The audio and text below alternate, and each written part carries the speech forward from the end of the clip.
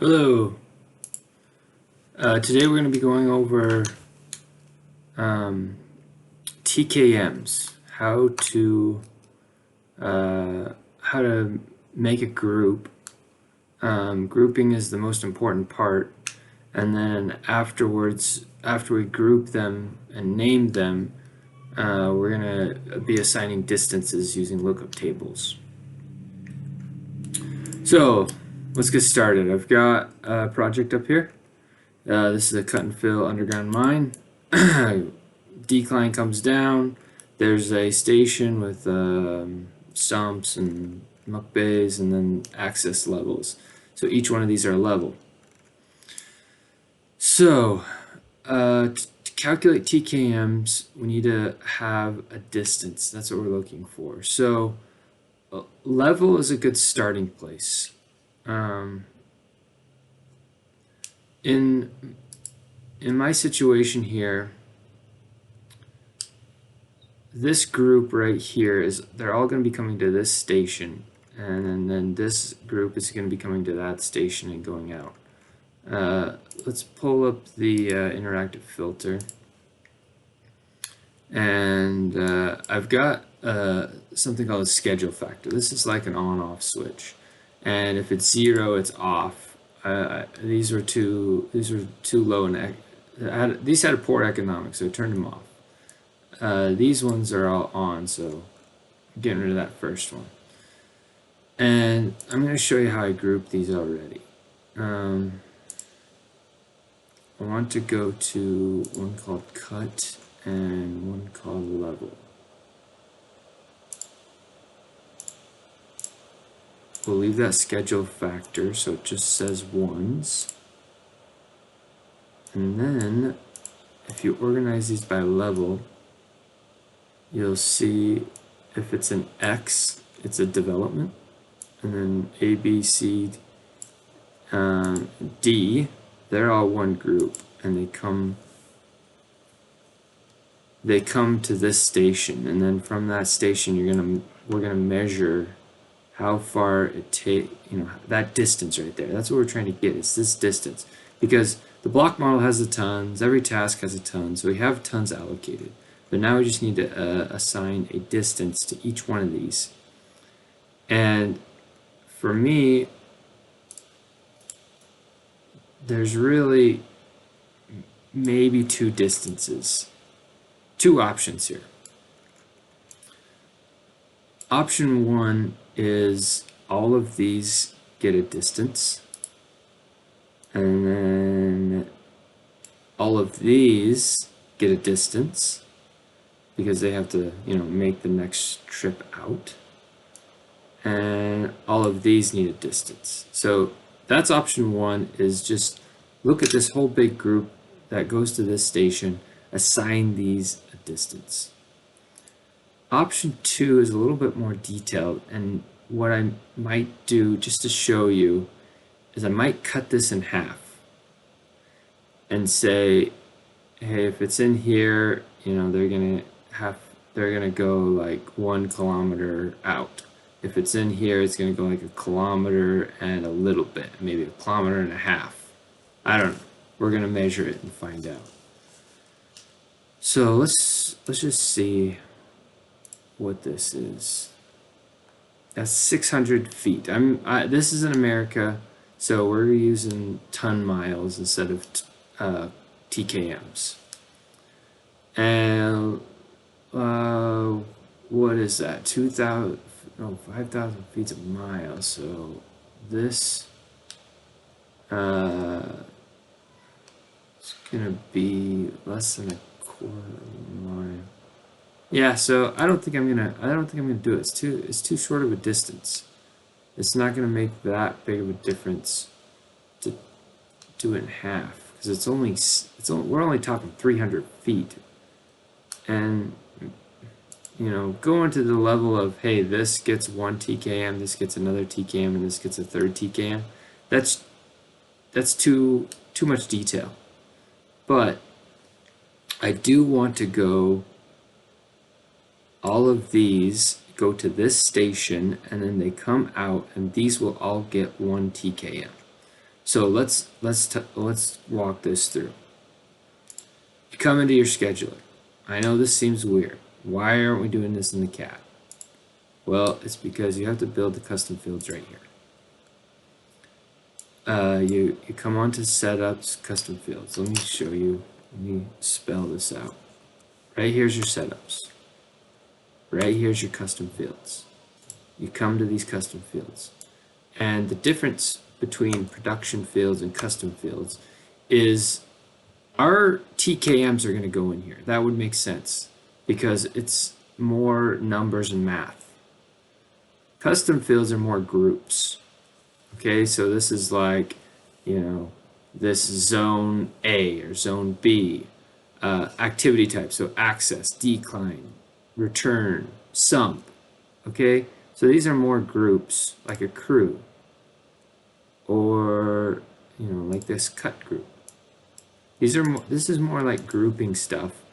Production fields more like tons, grade, ounces, TKMs, equipment hours, all that kind of stuff. Okay, so first we're going to create a custom field in here, group everything, and then we're going to create a lookup table right here, and then we're going to do the production fields with the TKMs. That's how this is going to go. So let's make a new one, and we're going to call this TKM Groups. I know this is in American units, ton mile, but I like to call it TKMs. It makes sense to me. You do what makes sense to you. TKM Groups. Okay? And there's a bunch of options here. One is you can put in text, but then that leaves it open to you putting in whatever you want, and there's no drop-down menus or anything like that. Text formula, this is pretty cool. We might use this later on. But a text formula is like, say you have a level and you have a group and you want to combine the level and the group together. This text formula could do that. It could take one custom field and another custom field and add them together, or put them together like in Excel and say level 500 group A and make it into one field. Or any sort of formula you can imagine.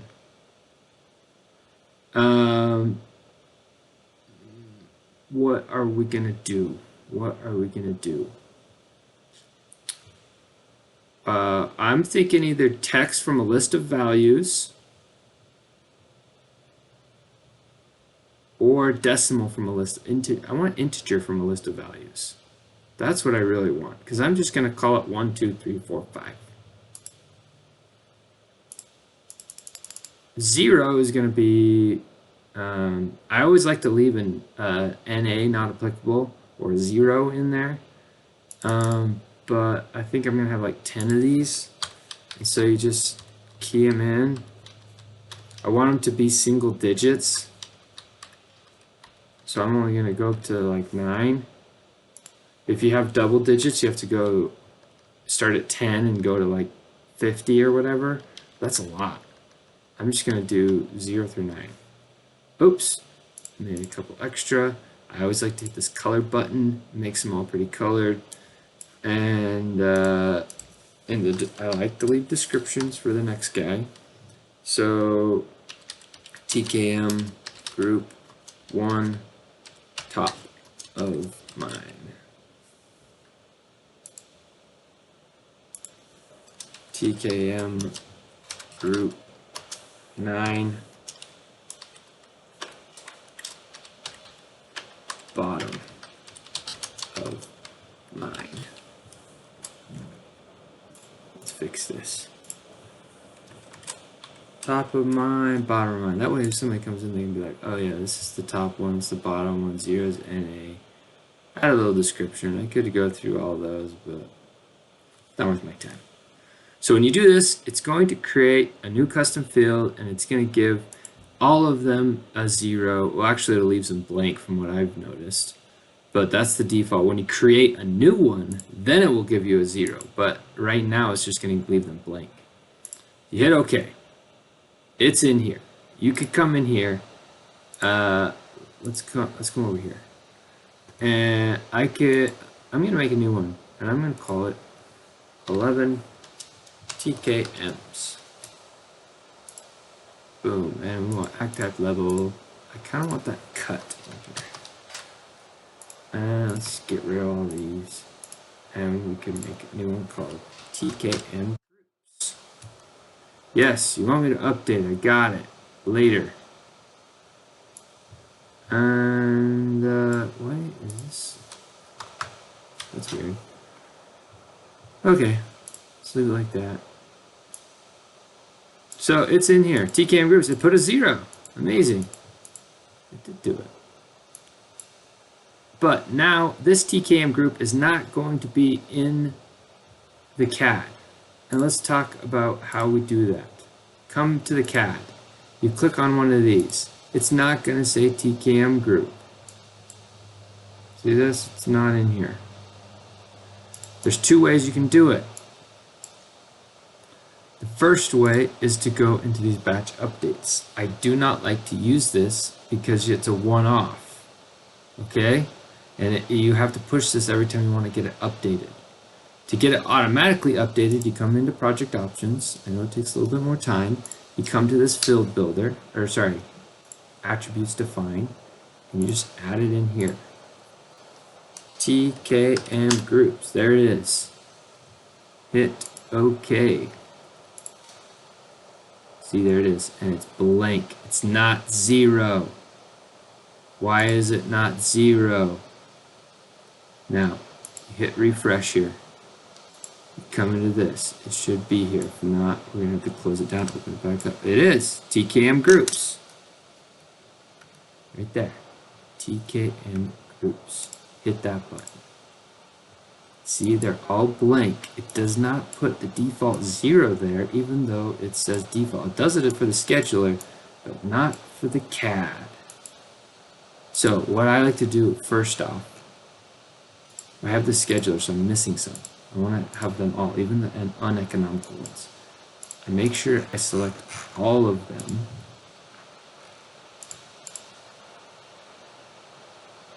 How many? 13,672. I come to my TKM groups and I put them as 0. Okay, that's good practice there. And then everything is set to the default 0.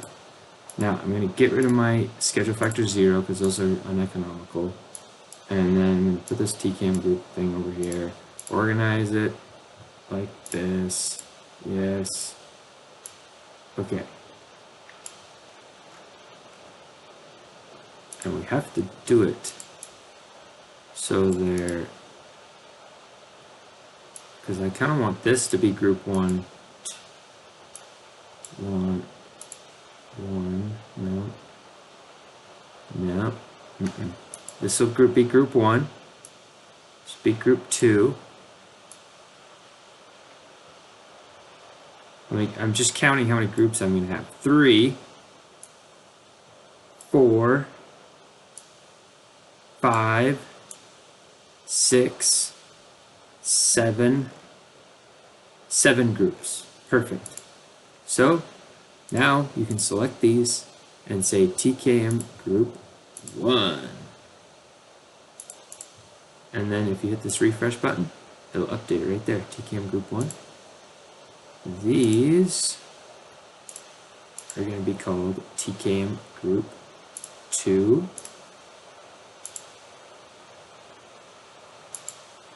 Yes.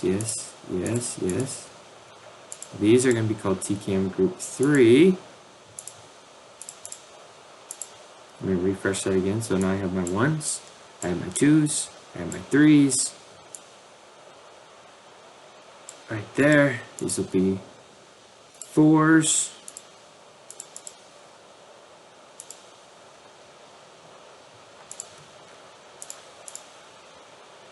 These will be 5s.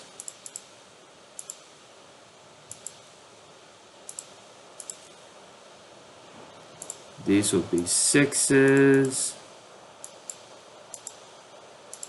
And 7.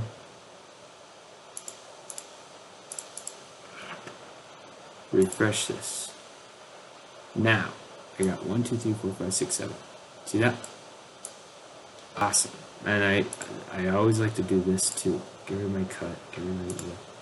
Just have TKM groups. 1, 2, 3, 4, 5, 6, 7. So do you see how this is going to work? Let's do one more thing, a couple more things before you go. Okay? Legends. This is a good audit. Okay? I don't want, that was the wrong button.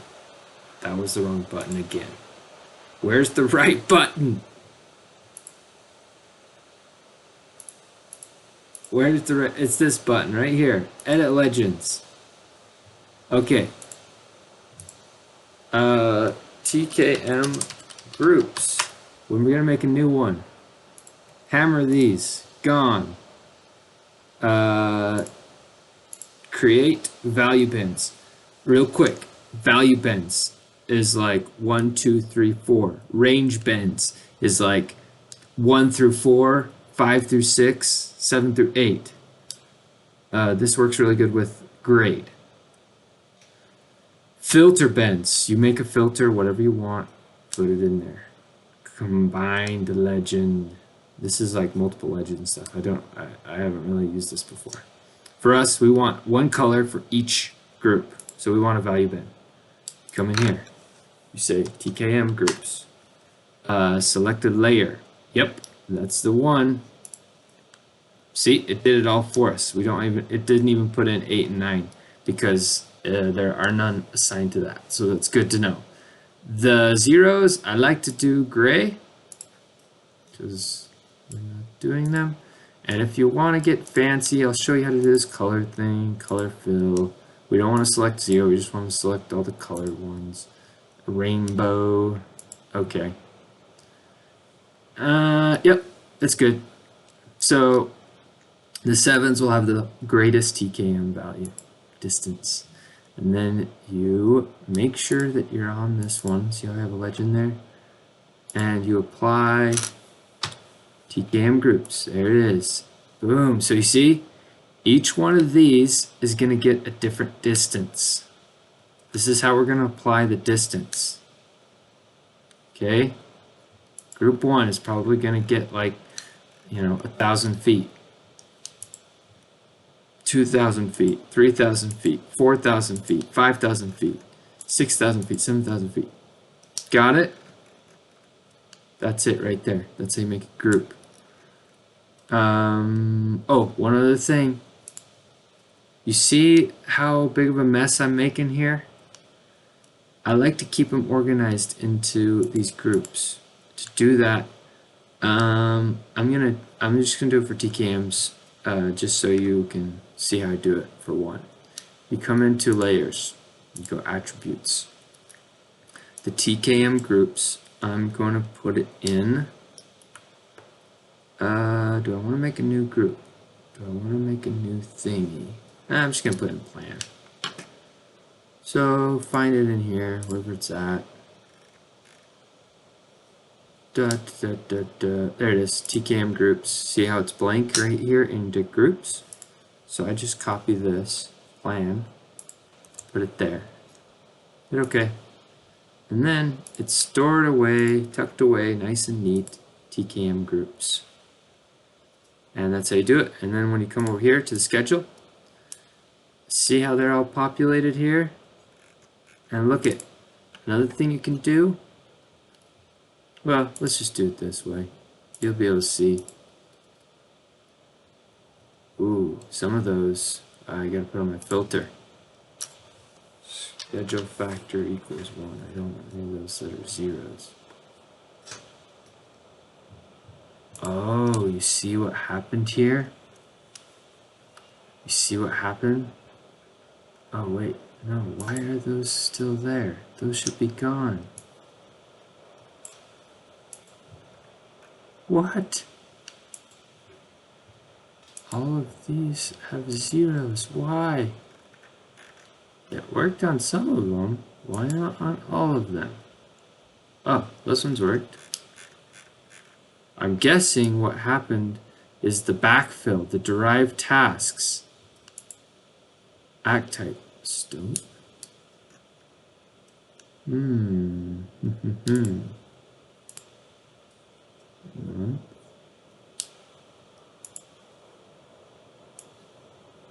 always want to check this. It's doing something funny here. It's doing something funny. These ones are zeroed. I bet it's something to do with the schedule factor filters not working properly again. Sometimes these filters do weird things. Schedule factor, right here. Schedule factor 0, schedule factor 1. Okay. What does this say? Configure columns. Let's check it. TKM Groups. Schedule factor. Okay. Yep. See, those are zeros and they got zeros. But for some reason I hit schedule factor 1, but it doesn't want to filter them. Let's try again. Remove all filters. Okay. And now, schedule factor equals 1.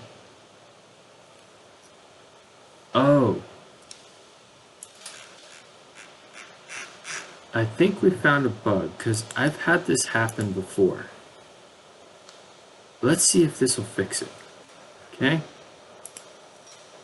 I'm going to save it. I'm going to close it down, open it back up, and I bet that works. You always want to come in here and check this, because this does funny stuff. Very funny stuff. Hammer this. Yes, we're going to save it. This is why you always want to double check Deswik and make sure the CAD and the schedule are saying the right thing, everything's working. Because I've had this happen before where you create a new custom field in a project. When you're first making it from scratch, no problems. But you've been in the project for a while, the mine's in operation, and it's like, oh, we need to add this thing. You add it in, and then it's like kind of buggy. Shut it down, double check it. Always double check, turn it off, turn it back on, and make sure that they're both working right. Because yeah, something was going on weird. That was fishy. It was the filter. The filter was not working. So let's save it and fire it up and see if it works. And then I gotta go because we've already recorded a lot. The CAD was working good. Okay, let's fire it back up. 2019.4 is the one I'm using, in case you're wondering. Right here. Boom. 486.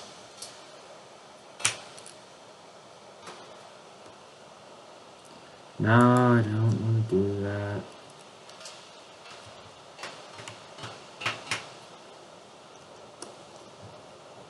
They look like they all copied over correctly. But my filter was not working because I filtered by schedule factor equals 1. And it's like, no, I don't want to filter that.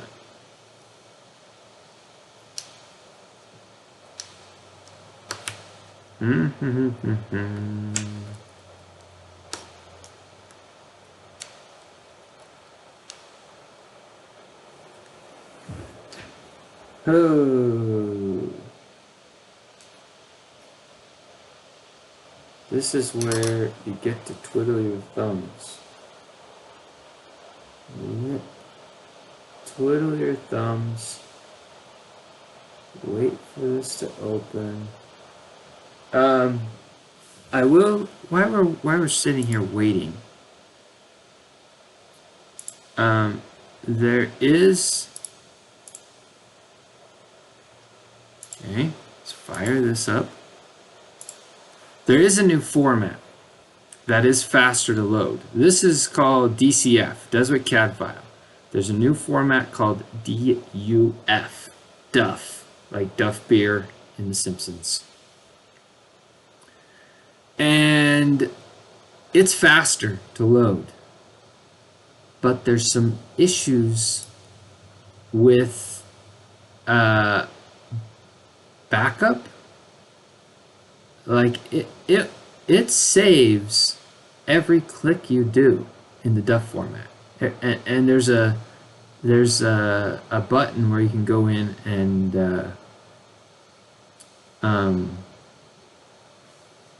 you can turn off that archiving and saving of every click, because what it does is your file size just gets bigger and bigger and bigger, and you know you go, it's like 100. What is mine right now? It's 300 kilobytes. You come in the next day, it's 400 kilobytes. You come in the next day, it's 500 kilobytes. You come in the next day, it's 600 kilobytes. You come in 1 month from now, it's like a terabyte. So you got to go in there and turn it off. I do like the DUF format, but you have to make sure that that thing's not messed up. I'm hoping in the new version it's not all crazy. All right, here we go. Filtering. No filter. Schedule factor equals 1. Oh, look at this. It's working. It's working. Oh, no. Something is messed up still.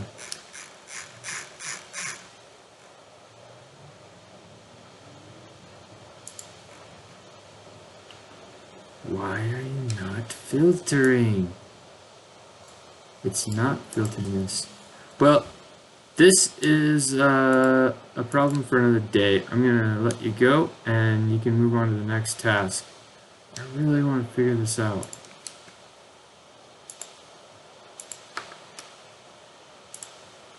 Why are you not filtering my schedule factor equals 0? Let's group them by schedule factor. No group.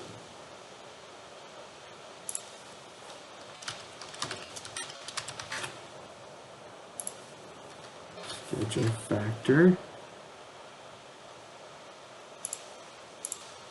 Sure. Numeric. Schedule factor. Look at that. Filter. Schedule factor equals 1.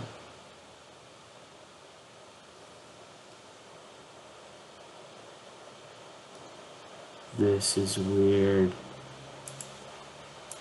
This is weird.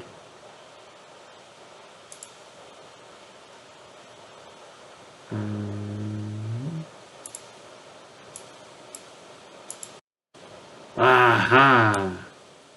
Filter, schedule factor 1, row 1, numeric. Schedule factor is not one of the field values. I've seen this before. Numeric schedule factor. See how it says numeric schedule factor? I don't get that. Schedule factor equals 1. What does this one say?